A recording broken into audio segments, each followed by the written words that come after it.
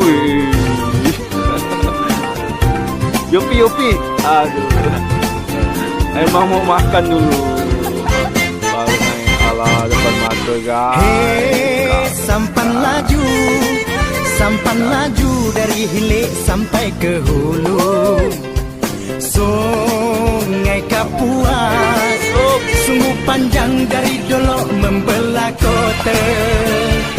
Hei, tak